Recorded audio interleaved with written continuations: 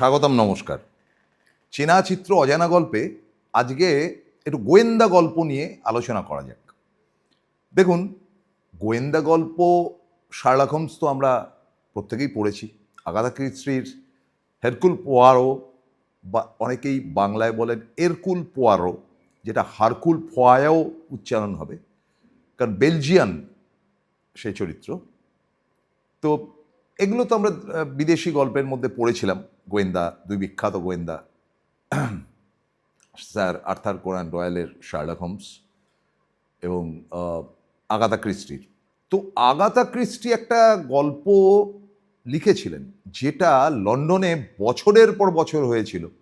আমি জানি না আজকেও হচ্ছে কিনা লন্ডনের থিয়েটারে, দ্য মাউস ট্র্যাপ। এবং এই মাউস ট্র্যাপ গল্পটা অদ্ভুত ধরনের।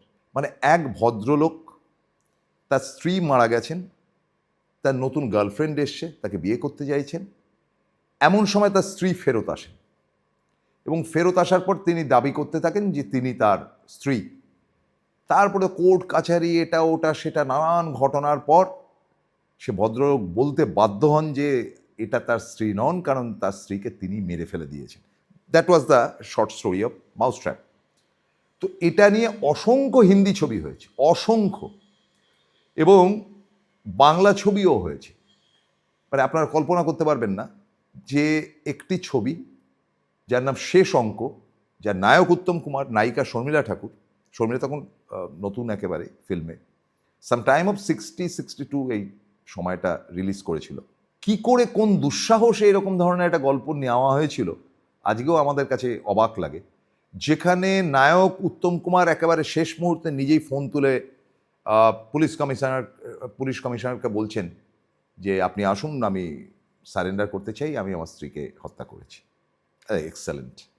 মানে আমি বলছি না যে মহান ছবি অমুক তমুক, কিন্তু সাহসিকতার পরিচয় তো অবশ্যই ছিল। তারপরে বহু গোয়েন্দা গল্প হয়েছে, হিন্দিতে হয়েছে, বাংলায় হয়েছে। জুয়েল থিপের মতন একটা ছবি, যেখানে এই যে দেখুন দেবানন্দের ছবিটা রয়েছে।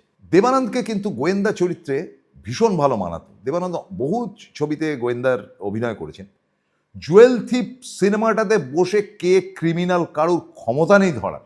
মানে প্রথম দেখতে যাচ্ছেন যিনি, এক্সট্রাঅর্ডিনারি ছবি। বিজয় আনন্দ পরিচালক, প্রোডাকশনটা কিন্তু দেবানন্দের নিজেদের।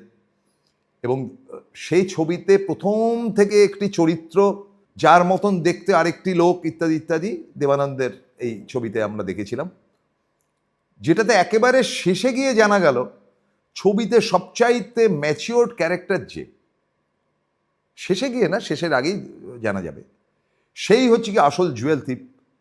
ভাবাই যায় না তিনি অশোক কুমার। ভাই, এমন সিনেমাও হয়েছে।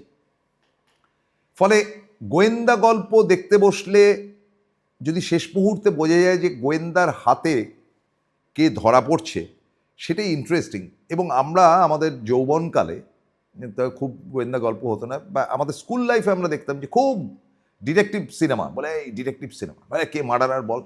তো এর কুহেলি বলে একটা ছবি রিলিজ করলো, তখন আমরা বোধহয় 6-7 ইত্যাদিতে পড়ি, সব বাড়ির লোকেরা দেখতে টেকতে গেছে টেছে। তারপরে তো তারা এসে মাথায় হাত দিয়ে বসে রয়েছে, আরে এই ছবিতে ডাক্তারের ভূমিকা অভিনয় করেছেন এবং নায়কের শ্বশুর নিজের মেয়েকে হত্যা করেছে, সত্য বন্দ্যোপাধ্যায় নাকি ক্রিমিনাল, যদিও তারপরে জানা যাচ্ছে যে আসল মেয়ে তার ছিল না। তো এইগুলো ভাবতে ভালো লাগে যে গোয়েন্দা গল্প শেষ মুহূর্তে ক্রিমিনালকে সেটা যদি বার করা। কিন্তু এখনও আমি মনে করি যে অদৃশ বর্ধনের গোয়েন্দার কথা পড়েছি আমরা, প্রেমেন্দ্র মিত্রের পরাশর গোয়েন্দা, স্বপন কুমারের বই তো মানে আমাদের শিশুকালে লুকিয়ে লুকিয়ে বইয়ের ফাঁকে আমরা রেখে রেখে পড়েছি। এসব সব বাজে, বেকার মনে হয়। আমি কাউকে খাটো করছি না, কিন্তু আসল গোয়েন্দা বলতে আমাদের আজকেও যাদেরকে নিয়ে সিনেমা হচ্ছে, তারা হচ্ছে গিয়ে ব্যোমকেশ এবং ফেলুদা। কেন জানেন? কারণ ব্যোমকেশ এবং ফেলুদাকে নিয়ে ছবি করেছিলেন যিনি, তার নাম সত্যজিৎ রায়।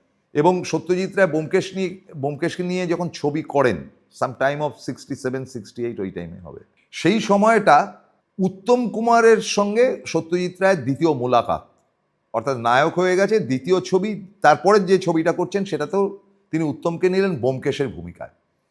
এবং ব্যোমকেশের মূল গল্প যেটা শরদিন্দুর ছিল অনেকটাই পাল্টে টাল্টে এমনভাবে তৈরি করলেন যে মনে হলো যেন উপন্যাস থেকে ব্যোমকেশ উঠে আসলো, যে ব্যোমকেশ ঘরোয়া, এখানেও দেখা যাচ্ছে যে ব্যোমকেশ ঘরোয়া, অসম্ভব বুদ্ধিদীপ্ত, তার কথা বলা, চলন চালন এবং তার ভুরু কুচকানো চিন্তা ভাবনা, এবং যখনই উত্তেজিত হচ্ছেন সিগারেট খাওয়া, শেষ পর্যন্ত তার হাতে যে আসল ক্রিমিনাল যে ধরা পড়লো সেটা কিন্তু ছবির প্রথম থেকে বোঝাই যায়নি যে ক্রিমিনালটি কে, একটা আন্দাজ শেষের দিকে আসছিল ঠিকই, কিন্তু উত্তম কুমার এক্সট্রাঅর্ডিনারি, এক্সট্রাঅর্ডিনারি। মানে উত্তম কুমার গোয়েন্দা ব্যোমকেশ, আমার মনে হয় যে এ তাবৎ যত গোয়েন্দা সিনেমা হয়েছে গোয়েন্দাদের নিয়ে বাংলাতে, তার মধ্যে undoubtedly one of the best or maybe the best হচ্ছে গিয়ে চিড়িয়াখানা, যাতে উত্তম কুমার রাষ্ট্রীয় পুরস্কার পেয়েছিলেন এবং রাষ্ট্রপতি পুরস্কার, ভরত পুরস্কার তখন ছিল, তিনিই প্রথম পেয়েছিলেন।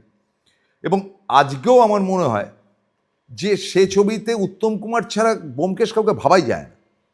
তাকে একটা চশমা পরিয়ে দেওয়া হয়েছিল, যদিও আমরা জানি যে ব্যোমকেশ মানেই হচ্ছে ধুতি পাঞ্জাবি পরা একটা লোক, some time of 40s, 40 to 47, ওই টাইমেই ব্যোমকেশের যত গল্প শরদিন্দু লিখেছেন, কিন্তু সত্যজিৎ নিয়ে তাকে চলে এসছেন একেবারে 60-এর দশকে, 60, 65, 66 সালে। সুতরাং এখানকার ব্যোমকেশ আধুনিক, প্যান্ট শার্ট পরেন, পাজামা পাঞ্জাবি পরেন, দুটো দৃশ্যে বোধহয় তাকে ধুতি পাঞ্জাবি পরে দেখা গিয়েছে। এই ব্যোমকেশ কিন্তু সিগারেট খান, কাটলেট খেতে ভালোবাসেন, একটা ছোঁয়া রয়েছে, এবং তিনি হুইস্কিও খান। যদিও আমি মূল ব্যোমকেশের কোনো উপন্যাসে ব্যোমকেশকে হুইস্কি খাওয়ার কোনো গল্পের জায়গা থেকে পাইনি, but that is Uttam Kumar, that is Satyajit Ray. তারপর ব্যোমকেশকে নিয়ে প্রচুর ছবি হয়েছে, অনেক বড় বড় অভিনেতারা ব্যোমকেশের ভূমিকায় ইদানিংকালে গত 10 বছরে অভিনয় করেছেন। আমার কাউকেই কিন্তু উত্তম কুমারের ধারে কাছে বা তার যোগ্যতার কাছাকাছি পৌঁছাতে দেখিনি। করছে, ফিল্ম চালাবার জন্য করছে বটে, আমার তো বলার কিছু নেই। এই একটি লোক, এই তিনিই পেরেছিলেন একসাথে ব্যোমকেশ এবং ফেলুদা বানাতে। এবং এবার আসি ফেলুদার ব্যাপারে।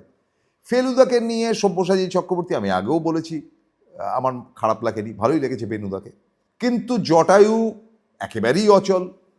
এবং তার পরবর্তী অধ্যায়ে আর যাদের যাদের ফেলুদা করা হয়েছে ইদানিংকালে, একেবারেই আমার সত্যজিতের ফেলুদা মনে হয়নি।